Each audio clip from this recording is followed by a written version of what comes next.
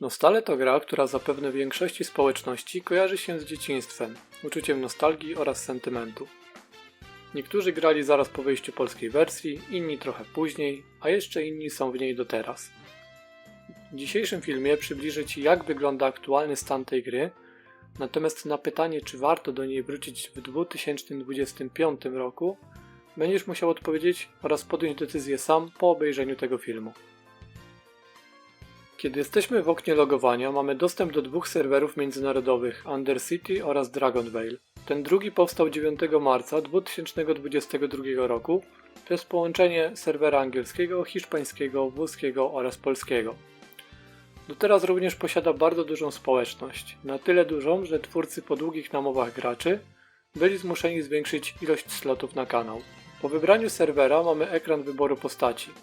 Możemy stworzyć standardowego poszukiwacza przygód z pierwszym poziomem i przechodzić ponownie przez akt pierwszy lub skorzystać z opcji stworzenia postaci z 56 poziomem oraz podstawowym ekwipunkiem i kartami na start.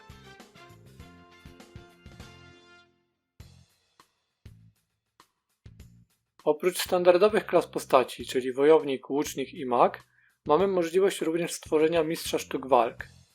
Klasa ta powstała w 2018 roku i specjalizuje się w walce wręcz. Jest możliwa do stworzenia tylko jeśli inna postać na naszym koncie osiągnie 80 poziom. Stworzona przez nas klasa będzie posiadać 81 poziom, podstawowy ekwipunek oraz skończoną fabułę aktu trzeciego. Dość często spotykam się z komentarzami pod moimi filmami od ludzi, którzy skończyli swoją przygodę w akcie 5 jeszcze przed wprowadzeniem AW Levela. No właśnie, czym jest w ogóle ten AW Level? Jest to dodatkowy poziom, który możemy zwiększać już po osiągnięciu głównego poziomu 85. Odblokowuje nam to dostęp do kolejnych aktów oraz ekwipunku. Na ten moment aktów jest 9. Każdy z nich to oczywiście inna historia. Kolejno idąc akt 6 dotyczący sporu pomiędzy siostrami Zenas i Erenia oraz walki z nieukończoną Fernon w akcie 6.2. Akt 7 wprowadzający wątek orków oraz wieży nieba, akt 8, którego główną tematyką są smoki oraz akt 9 będący podziemnym miastem zaatakowanym przez mulany i roboty.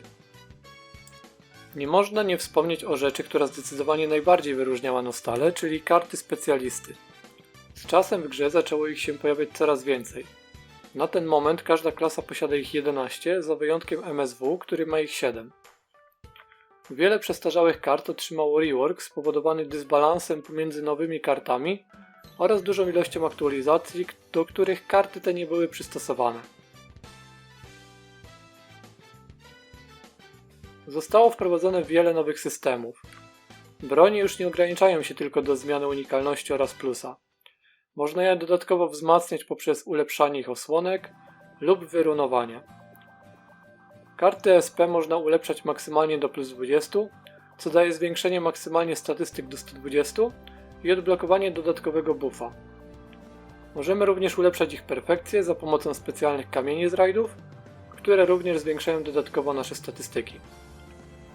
Mamy również nowy system tatuaży, tytułów, kart specjalisty partnera oraz ich ulepszania, trenowania petów, ulepszania oraz wzmacniania wróżek. W grze występuje ogromna ilość zestawów kostiumowych, skinów, nakładek na skrzydła itd., które w dużym stopniu ograniczają się do zwiększania naszych obrażeń.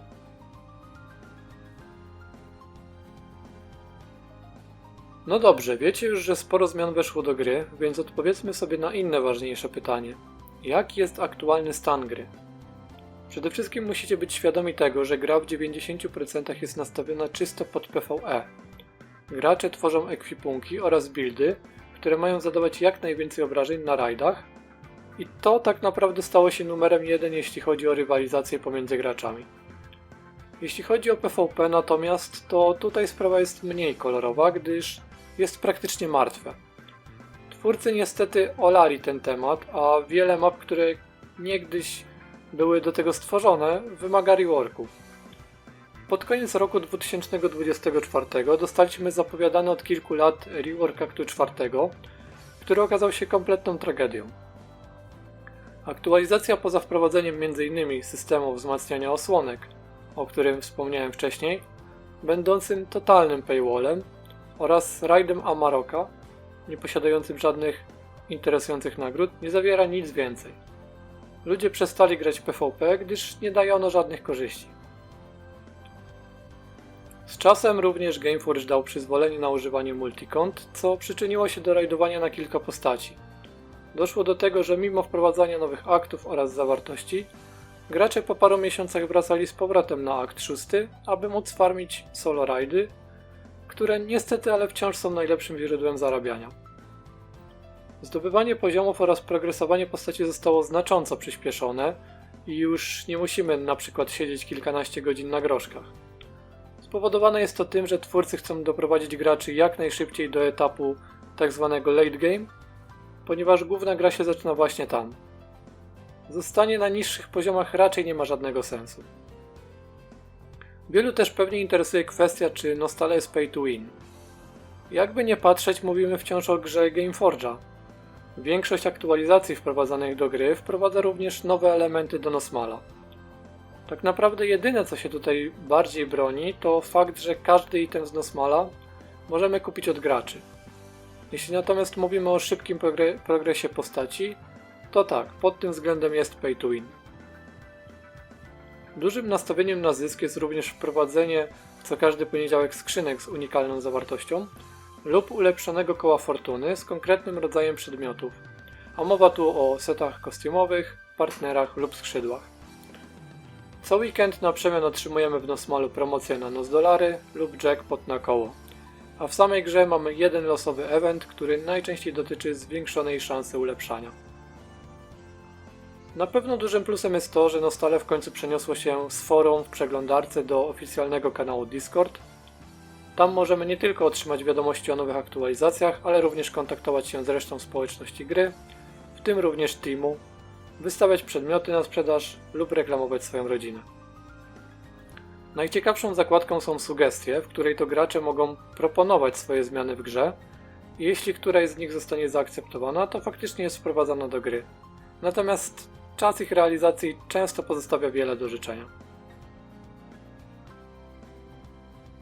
Podsumowując, jeśli jesteś graczem, który lubi PvE, a w Nostale grał już x lat temu, to myślę, że warto by było odświeżyć sobie tę grę i samemu przekonać się, jak jest naprawdę.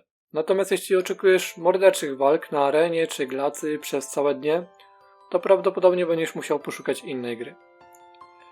Możliwe również, że jesienią wystartuje nowy serwer urodzinowy, więc to może być najlepsza okazja do tego, abyś zaczął lub zaczęła swoją grę, gdyż będzie to serwer tymczasowy ze znacznie zwiększoną szybkością progresowania postaci przez eventy znajdujące się tam, a po wszystkim będziesz mógł przenieść swoją postać na dowolnie wybrany przez Ciebie serwer.